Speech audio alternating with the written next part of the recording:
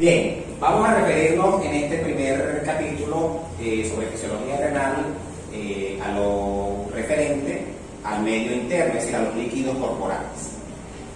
En ese sentido, cuando hablamos de medio interno, nos estamos refiriendo justamente a eso, nos estamos refiriendo a todo el compartimiento líquido del cuerpo humano. Es un término acuñado en el siglo XIX para referirse a todo lo referente al agua corporal, en sus distintos compartimientos corporales, llámese el compartimiento intracelular o el compartimento extracelular, aunque inicialmente este término fue usado para referirse solamente al compartimento intersticial, pero luego fue ampliado y hoy en día el término medio interno se refiere justamente a eso, a todos los líquidos corporales en sus distintos compartimientos. Cuando hablamos de líquidos corporales nos estamos refiriendo básicamente al agua y a las sales que están disueltas en ella y a los otros componentes que no son sales que también están disueltos en ella. Entonces, en términos generales, los líquidos corporales se dividen en dos grandes compartimientos en sí, que son el líquido intracelular y el líquido extracelular. Por supuesto que el líquido intracelular es el que está dentro de la célula. Estamos hablando de más de 200 billones de células, cada una con un compartimento individual, pero con características prácticamente iguales, así sean distintas las células entre sí, que en su conjunto forman un solo compartimiento, que es el líquido intracelular. El otro compartimento es el extracelular. Pues el que está fuera de la célula, a su vez se divide en dos grandes compartimientos: el líquido intersticial, que es el que está entre las células, dentro de la matriz intersticial, y está el líquido intravascular, que es el líquido que está dentro de los vasos sanguíneos. Existe un tercer compartimiento que puede ser considerado como extracelular, pero está dentro de sus propias cavidades, que es el líquido transcelular. ¿Cuál es ese líquido transcelular? Estamos hablando de ese líquido extracelular que está envuelto en su propio epitelio, en sus propias cavidades, valga decir, el líquido sinovial, el líquido de las cavidades peritoneal, pericárdica, pleural, el mismo líquido cefalorraquídeo, todos esos líquidos que están rodeados de un epitelio propio, estos son considerados líquidos transcelulares y en su total suman aproximadamente de 1 a 2 litros. Cuando hablamos del agua corporal total, del término agua corporal total, nos referimos al componente acuoso de cada uno de estos compartimientos. Esa agua corporal total representa o está contenida sus 2/3 partes en el líquido intracelular, es decir, la mayor parte del agua corporal total está a nivel del líquido intracelular, las 2/3 partes. 1/3 parte está en el líquido extracelular, y de esa tercera parte que está en el líquido extracelular, 1/4 parte está dentro de los vasos sanguíneos, que es el líquido intravascular, y 3/4 partes están en el líquido intersticial. La mayor parte está en el líquido intersticial, hablando del líquido extracelular. En un adulto promedio, sano, varón, el agua corporal total representa aproximadamente el 60% de su peso corporal total. En las mujeres tiende a ser un poco menos, aproximadamente un 55%, porque las mujeres tienen un poco más de concentración de grasa con respecto a los hombres. En los recién nacidos, en los niños pequeños, el agua corporal total representa mucho más, llega a ser hasta del 80%. Un neonato tiene el 80% de su peso, es agua corporal total. En los ancianos, a medida que avanzamos en edad, el porcentaje de agua corporal total se va reduciendo porque la cantidad de grasa va aumentando, la degeneración grasa aumenta, por lo tanto la proporción grasa-agua hace que se reduzca el total de volumen de agua corporal total, por lo tanto los ancianos tienen menos peso de agua corporal total. Así que es fácil, haciendo un ejercicio, si se le pregunta, calcule el agua corporal total de una persona de 70 kilos, de un varón de 70 kilos. Ya saben que el 60% es agua corporal total, y a partir de ahí pueden inferir cuánto es líquido intracelular, extracelular, intravascular e intersticial. Pregunta de examen. Siguiente. Con respecto, bueno, en esta gráfica podemos ver lo que ya hablamos, ¿ok? Solamente que aquí estamos en el eje de las ordenadas, ¿ok? Estamos representando la osmolaridad plasmática, que ya vamos a referirnos a eso más adelante. Normalmente, fisiológicamente oscila entre 280 290, es lo normal, milimoles por kilo. En este caso se habla de osmolaridad, ¿ok? Ya vamos a ver que la diferencia que hay entre osmolaridad y osmolaridad. Como pueden ver, y en el eje de las abscisas estamos viendo el volumen como tal. Como sabemos, ¿por qué llega hasta 42? Porque estamos tomando como ejemplo la proporción de agua que representa el 60% de un adulto sano, ¿ok? Aproximadamente son 42. El 60% de 70 son 42. Tenemos los litros en las abscisas y la osmolaridad en las ordenadas. Vemos que 2/3 partes corresponden al líquido intracelular, ¿sí? 1/3 parte al líquido extracelular, y de esta, el que mayor tiene es el intersticial. Solamente 1/4 parte del extracelular corresponde al líquido intravascular. Algunos términos que debemos dominar. ¿Qué es solución? Solución no es más que soluto más solvente, ¿ok? Cuando tenemos una solución es porque tenemos un soluto que está disuelto en un solvente.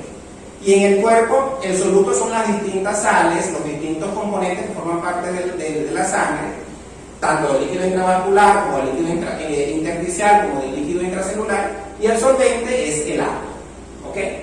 Cuando hablamos de solvatación, ¿a qué nos referimos? Cuando usted añade una sal, llámese la más ampliamente conocida, que es el cloruro de sodio. Cuando usted añade una sal a el solvente más universal, que es el agua, ella se disocia, o sea, sus partículas se disocian en iones. Cada ion tiene una carga, por eso se llama ion, tiene una carga eléctrica. Catión si la carga es positiva, anión si la carga es negativa. A su vez, como está rodeada de moléculas de agua, las moléculas de agua tienen un dipolo, un polo positivo y un polo negativo. El polo positivo lo representa el hidrógeno y el polo negativo lo representa el oxígeno. Como tenemos iones disueltos, el agua va a rodear a cada ion según su carga eléctrica. Por supuesto que si la partícula disociada es un anión que tiene carga eléctrica negativa, entonces va a ser rodeada por las moléculas de hidrógeno que son positivas. Recuerden que lo negativo atrae lo positivo, los polos opuestos se atraen, como siempre sabemos. Entonces, los iones negativos, llámense aniones, se van a ver rodeados por el polo positivo del agua, que es el hidrógeno, mientras que los cationes, que son los iones cargados positivamente, van a ser envueltos por el polo negativo del agua, que está representado por el oxígeno. Esa envoltura que hace el agua a cada uno de los iones disociados es lo que se conoce como solvatación, ¿ok? Cada soluto que se disocia tiene un coeficiente de disociación, es decir, es la cantidad de soluto que se disocia. En el plasma humano prácticamente todas las sales se disocian, una muy pequeña parte queda sin disociar. A esa parte que se disocia, eso se mide mediante un coeficiente de disociación. Y en el caso, por ejemplo, del soluto más abundante, más importante, que es el cloruro de sodio, su coeficiente de disociación es de 0.9. Quiere decir que el 90% del cloruro de sodio está disuelto, está ionizado, está disuelto en el plasma. Solamente un 10% no se disocia. De ahí viene el coeficiente de disociación. En cuanto a la concentración, cuando hablamos de concentración nos referimos a la cantidad de soluto que hay en una solución, ¿ok? Esa concentración se puede medir en términos clínicos usando la osmolaridad o la osmolalidad, que son las dos palabras muy similares que solamente se diferencian fonéticamente por una letra, pero también tienen diferencias en cuanto a su medición. Cuando se usa la concentración en osmolaridad, que es la más ampliamente conocida en la práctica clínica, es porque se está midiendo en cantidad de soluto por litro de solución, ¿ok? Se está tomando en cuenta tanto el solvente como el soluto.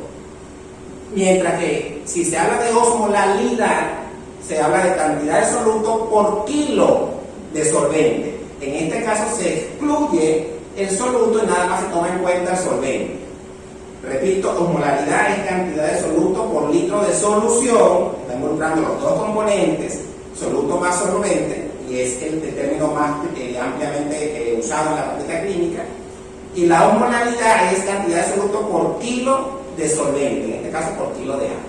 casi no se usa porque las diferencias realmente son mínimas, son insignificantes, prácticamente los mismos resultados. Por eso es que se prefiere usar osmolaridad por litro de solución. Aquí lo que vemos es un ejemplo de la solvatación. Se añade sal, sal es más que el cloruro de sodio, es la vulgar sal. ¿Ok? Fíjense cómo se ha disociado en cloro y sodio. El cloro, carga negativa, es un anión, se ve rodeado por el polo positivo del agua, que es el hidrógeno, mientras que el sodio, que es un catión, se ve rodeado por el polo negativo de la molécula de agua. Esto es lo que se conoce como solvatación. ¿Ok? Siguiente. Bueno, aquí vamos a hablar entonces de lo que es el mol. El mol es una medida estándar que se ha definido para conocer el número de partículas con un peso molecular específico. ¿Ok? Un mol, y si debemos recordar lo que es el número de Avogadro, el número de Avogadro es un término químico que es 6,02 por 10 a la 23. Ese número es estándar. 6,02 por 10 a la 23 es el número, es lo que se conoce como el número de Avogadro. Lo que pesa esa cantidad es un mol. ¿Ok? Un mol no es más que 6,02 por 10 a la 23 partículas de un soluto determinado multiplicado por su peso. Eso es todo. ¿Ok? La ósmosis es la propiedad que tiene un soluto de hacer que el agua se mueva hacia él. ¿Ok? O sea, la ósmosis no es más que el movimiento de agua. Por supuesto, si tenemos una solución, ¿ok? Esa solución está separada por una membrana que es semipermeable. De un lado de la membrana tenemos una solución que está muy concentrada, tiene mucho soluto. Por lo tanto, si tiene mucho soluto, tiene poca agua. ¿Ok? Del otro lado de la membrana tenemos una menos concentrada, tiene menos soluto y por lo tanto tiene más agua. Entonces tenemos de este lado poca agua, de este lado mucha agua. Hay que equilibrar las concentraciones y eso lo hace a través de la membrana que es permeable. Entonces, ¿hacia dónde se va a mover el agua? El agua se va a mover de donde está más, donde es más abundante, hacia donde es menos abundante. Va a pasar de aquí, del compartimiento B al compartimiento A. De tal forma que donde está más concentrado, porque concentración es sobre soluto, donde está más concentrado va a empezar a equilibrarse con la otra parte de la solución. Ósmosis se refiere al movimiento de agua. Eso tiene que ver con el número de soluto. No tiene que ver con la propiedad química del soluto. Es decir, no es que el soluto sea más o menos atrayente para el agua, no. Es la cantidad de soluto lo que hace que el agua se mueva. ¿Ok? Eso se refiere a ósmosis.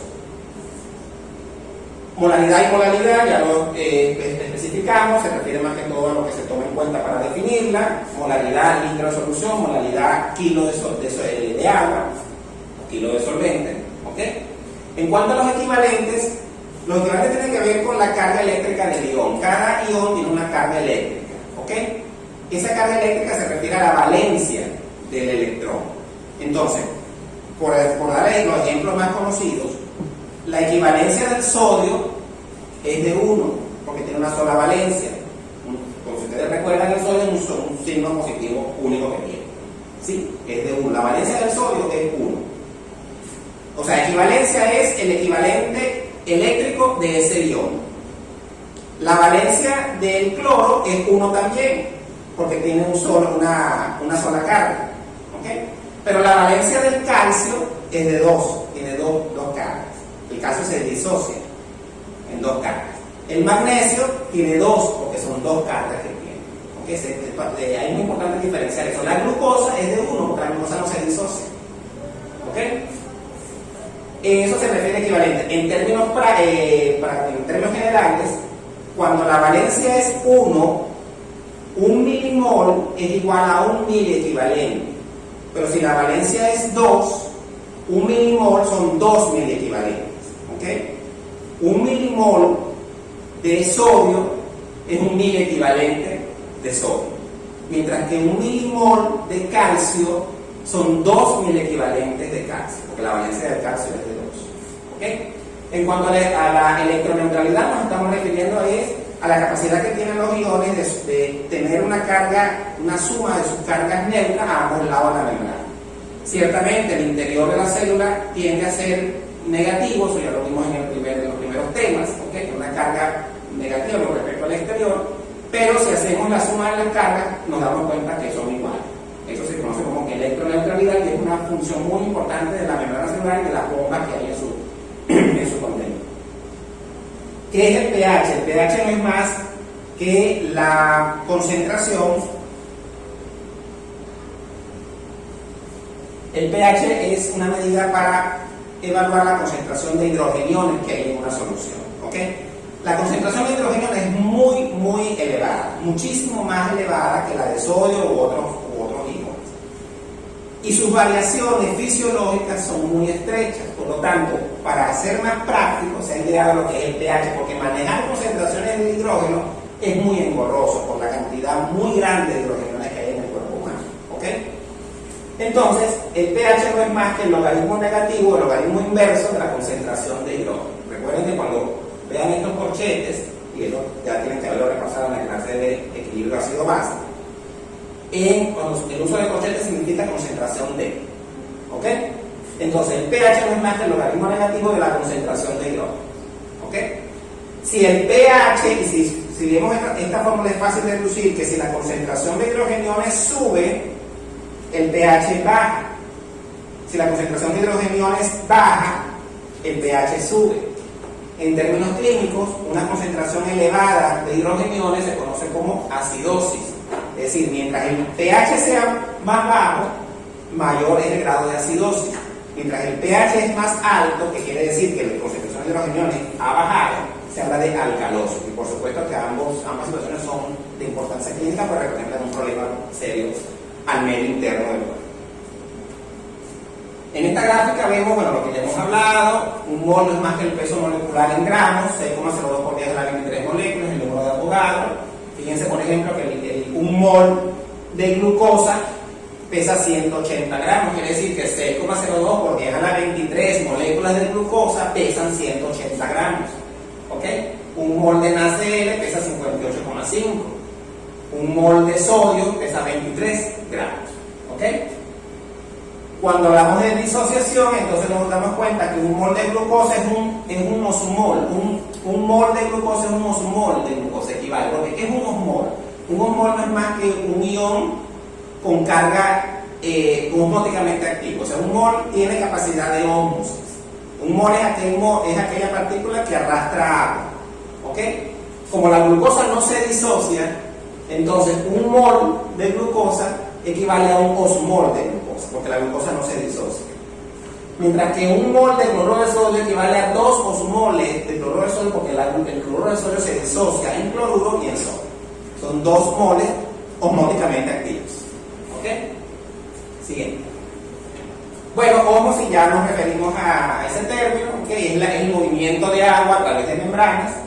Osmolaridad también tocamos ese tema. ¿Ok? Y por ejemplo, sabemos, ya dimos el ejemplo de la glucosa, no se disocia, es un mol equivale a un mol, todo eso también. El cloruro de calcio se disocia en 3, porque tenemos el calcio y 2 cloruros. ¿Ok? Los moles, repetimos, son moles osmóticamente activos, es decir, moles con capacidad de producir ósmosis. ¿Ok?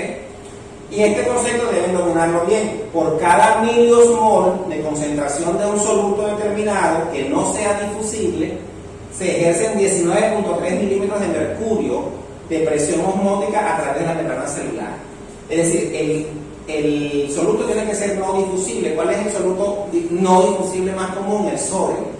El sodio no difunde libremente a través de la membrana. Para hacerlo necesita de bombas, pero la membrana en sí es prácticamente impermeable al sodio. Entonces, un miliosmol de sodio tiene la capacidad de ejercer una presión de 19.3 milímetros de mercurio, ¿sí?, de presión osmótica a través de la membrana celular. Se darán cuenta ustedes de la gran presión que puede ejercer un ion de sodio para mover agua a través de la membrana celular. Y la concentración de sodio, ¿cuál es? Fisiológicamente, 142, alrededor de 142 mil equivalentes por litro.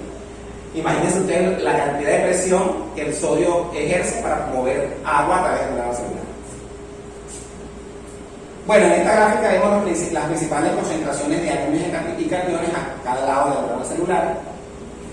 Líquido intracelular y líquido extracelular. ¿Ok? ¿Cuál es el principal catión dentro de la célula? El potasio. ¿Ok? ¿Cuál es el principal catión fuera de la célula? El sodio. Fíjense que es inverso. Fíjense cuánto de sodio hay dentro de la célula, apenas 12 miliequivalentes por litro, mientras que afuera hay 142. Esto es valor fisiológico, valor normal, tienen que saber esos valores. ¿Ok? De mucho uso en la práctica clínica. Mientras que el sodio adentro es de 150, mientras que afuera es de apenas 4.3. Recuerden que lo que mide el laboratorio es la parte extracelular. ¿Ok? O sea, lo que reporta el laboratorio son estos valores. ¿Ok? El principal anión intracelular está representado como ion iónico por los proteinatos, es decir, las proteínas que están siempre cargadas negativamente. ¿Ok? Recuerden el efecto Donan. ¿Ok? Mientras que a nivel extracelular, el principal anión es el cloro. Por supuesto, aquí vemos que dice otros 90, mayor que los proteínas, pero cuando decimos otros porque es la suma de varios. Pero como ion iónico, el principal anión intracelular son las proteínas. Otra gráfica, básicamente lo mismo, ¿ok? Cationes, aniones, ¿ok?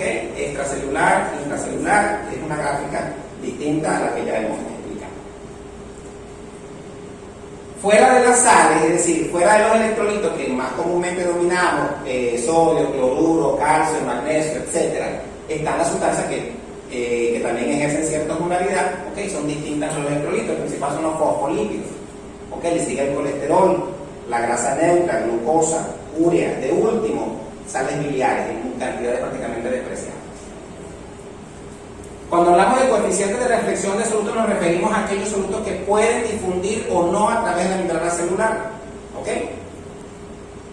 Entonces, el coeficiente de reflexión se refiere a la capacidad que tiene el soluto de llegar a la membrana celular y atravesarla o ser rechazado. Reflexión se refiere a eso, a ir, chocar con algo y regresar. Por ejemplo, el reflejo del espejo es la imagen de nosotros que choca contra un espejo y regresa. ¿Ok? Entonces, el coeficiente de reflexión del sodio es de 1. ¿Qué quiere decir eso? Que el 100% del sodio no entra a la membrana celular, se rechaza. Eso significa que tiene 1. Mientras que el coeficiente de reflexión de la urea, por ejemplo, es de 0,5. Quiere decir que el 50% de la urea sí atraviesa la membrana celular, ¿ok? Y logra efecto osmótico porque logra movimiento de agua para equilibrar las cargas a ambos lados de la membrana celular. El coeficiente de reflexión de la glucosa es de 0. ¿Qué significa 0? Que toda la glucosa que está afuera entra a la célula. No solamente entra, sino que la célula la metaboliza, la consume. ¿Ok? Muy importante ese concepto. En cuanto a solutos penetrantes y no penetrantes, se refieren, bueno, básicamente a eso, los solutos que pueden penetrar o no la membrana celular. Los que no la pueden penetrar, es decir, los solutos no penetrantes o no difusibles, ¿sí? Son los que ejercen efecto osmótico, son los que ejercen el término de tonicidad, que ya vamos a tocar ese tema también. ¿Ok? La tonicidad, que no es más que la osmolaridad efectiva, es la capacidad que tiene ese soluto no penetrante de mover agua a través de la membrana celular y equilibrar las concentraciones a ambos lados. A eso se refiere la tonicidad, y se habla de hipertonicidad, isotonicidad o hipotonicidad, y ya vamos a hablar sobre eso. Por ejemplo, aquí tenemos 3 ejemplos de lo que ya hablamos. Fíjense que el coeficiente de reflexión de la glucosa es de 0, toda la glucosa entra. ¿Ok? Si toda la glucosa entra, las concentraciones de agua son iguales a ambos lados de la célula, no hay movimiento neto de agua. ¿Por qué? Porque toda la glucosa entra. ¿Ok? El coeficiente de reflexión de la urea es de 0,5. La mitad entra, la mitad se queda afuera. Es decir, esa mitad sí produce movimiento de agua. ¿Ok? Y que no es tanta porque como solamente la mitad entra, en poco tiempo se equilibran las concentraciones. Mientras que el sodio es de 1. Ningún sodio entra. Y fíjense la magnitud de la flecha. Fíjense que la urea produce menos movimiento de agua que lo que produce el sodio. El grosor de la flecha nos está diciendo. El sodio produce mayor movimiento de agua que la urea. La glucosa no produce movimiento de agua. En estado fisiológico, en estado patológico, como en un caso de una diabetes, una cetoacidosis diabética, ahí sí, pero ya ese es otro. ¿Ok? Y para terminar esta primera parte, hablamos de lo que son las concentraciones isotónicas, hipertónicas e hipotónicas. Cuando se habla de eso se refiere a la capacidad que tiene el soluto de producir cambios en el volumen celular. ¿Ok? Una solución que sea isotónica es aquella cuya concentración de solutos no produce cambios en el movimiento, en el volumen celular. La célula se mantiene igual. Esta célula es igual a esta. O sea, tomen como ejemplo esto. Usted esa célula la añade a un líquido que es isotónico con ella. Quiere decir, el movimiento de solutos no produce movimiento de agua y el volumen celular se mantiene igual. Agarremos la misma célula y la metemos en una solución que es hipertónica, es decir, la concentración de soluto es mucho mayor que la que hay dentro de la célula. Va a producir movimiento de agua desde dentro de la célula hacia afuera para poder equilibrar las concentraciones. Entonces la célula se encoge, disminuye su volumen. Ese es el efecto de una solución hipertónica en la célula. La encoge, reduce su volumen, porque se deshidrata. Hay que sacar agua de adentro para poder equilibrar la concentración que está afuera. Y la misma célula la metemos en una solución hipotónica, es decir, esa solución tiene menos soluto afuera de la célula que lo que tiene la propia célula dentro. Entonces, ¿dónde hay más agua? Ahora hay más agua fuera de la célula. Ahora es la célula la que tiene más soluto. Como es la célula la que tiene más soluto, entonces el agua va de afuera hacia adentro y va a aumentar su volumen. ¿Ok? Produce un aumento del volumen celular. Eso es una solución, ese es el efecto de una solución hipotónica, produce sobre el volumen celular. Fíjense que el valor plasmático es el fisiológico. Isotónica cuando su molaridad es de 280 milimoles por litro. Todo lo que esté por encima de ese valor es hipertónica. Todo lo que esté por debajo de ese valor es hipotónica. Hasta aquí dejamos la primera parte y continuamos después con la segunda parte.